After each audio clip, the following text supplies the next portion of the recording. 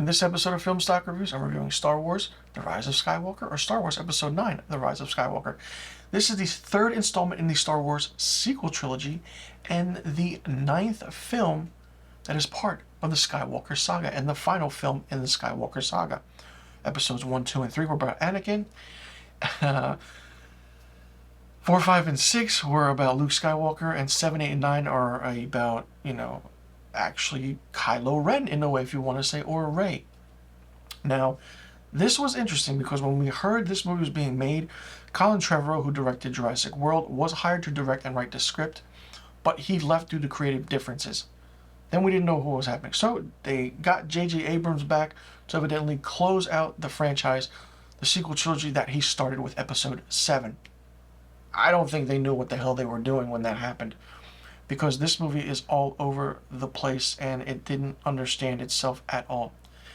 Now, we find Rey, Finn, and Poe as they lead the resistance against the final stand against Supreme Leader Kylo Ren. Yeah, Kylo Ren is now the Supreme Leader after Snoke got killed in Episode 8, The Last Jedi. They're aided by the return of the dead Galactic Emperor, Palpatine. Yes, Ian McDiarmid is back as Palpatine.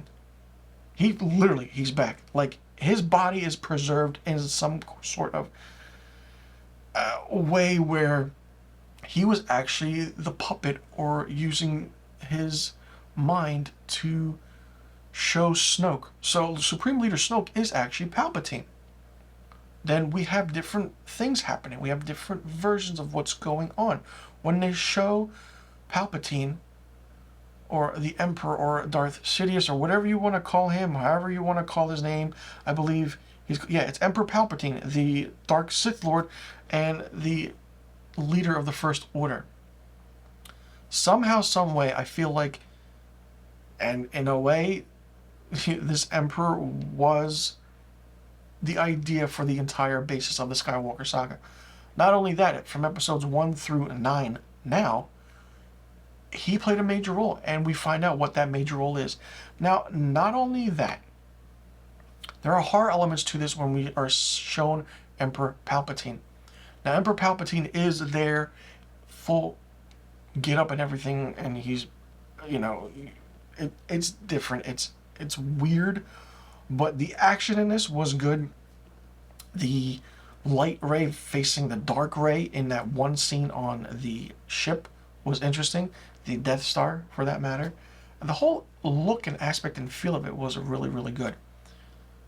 The story didn't know where to go or where to succeed or end. Now, in the end, we do see Palpatine in full human form, and it's Rey and Kylo against Palpatine.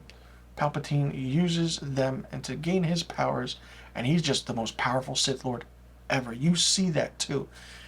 But then Rey uses the force of all the other Jedi Masters and gives her the power to defeat Palpatine. The one thing I didn't like is how we found out who Rey was in this movie. We find out that Rey is the granddaughter to Palpatine. Palpatine is her grandfather. It's weird how it was done. I mean, I didn't like how the delivery was done. I would have loved if Emperor Palpatine himself said it to Rey when they were in their final showdown. I feel like J.J. Abrams and the writers didn't know what to do because they were so lost because how Rian Johnson. Not only that, we see Billy D. Williams back as Lando Calrissian. Great to see him back. I feel like it was a fan service, which was great. And, Han Solo is mentioned, Leia is mentioned, Luke is mentioned, and this is the movie where they all somewhat are in it, but then are not in it. Han Solo does appear as a Force ghost to Kylo Ren, which is really interesting because Han Solo wasn't a Jedi, so I would think that either his mother or his uncle would be the one showing up, but I can't, I don't know. Different, very good, very interesting about how this sequel trilogy was completed. And at the end, the Resistance celebrate their victory because of the fall of the First Order, and Rey visits Luke's abandoned home of Tatooine. You know it's Tatooine right away. And she buries Luke and Leia's lightsabers, which is a fitting touch for these characters. And she basically asks her name a passerby, and she sees the Force ghost of Luke and Leia, and she responds, Rey Skywalker. So that's why it's called the Rise of Skywalker. Very interesting to see if they do a 10, 11, and 12 with Rey's character and seeing who she trains next, or how the aspect of these cartoons, the Clone Wars, certain aspects are going to fit into the Star Wars universe. There's been rumors that there's going to be a 10th, 11th, and 12th movie. I don't know. We'll see what happens. But, I mean, was this a solid end trilogy to the sequels that we've all been waiting for? Yes and no. Yes, meaning it was a good closure to the story of the Skywalkers, Luke and Leia, because it was about them. Darth Vader is not mentioned as much. I feel like his Force Jedi ghost should have been seen because he turned good, and it's interesting. And the scene where she does get all the powers from the former Jedi Masters. You hear Qui-Gon Jinn, you hear Ashoka, you hear Yoda, you hear Alec Guinness as the older Obi-Wan Kenobi, you hear Ewan McGregor, you hear all these guys, and it was a nice touch, but it was different. The only thing I didn't like was the reveal of how we found out that she's actually the granddaughter to Palpatine.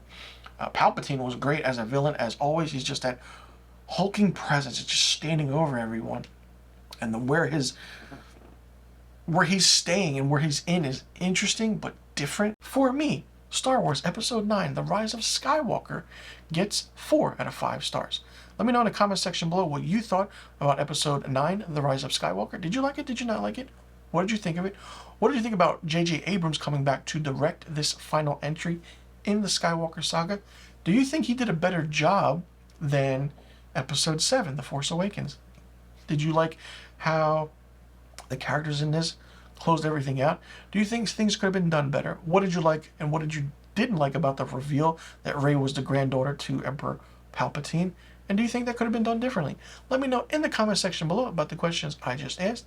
And I'll see you guys in the next review video. And be sure you tune into my next Star Wars movie review of Rogue One, A Star Wars Story, right here.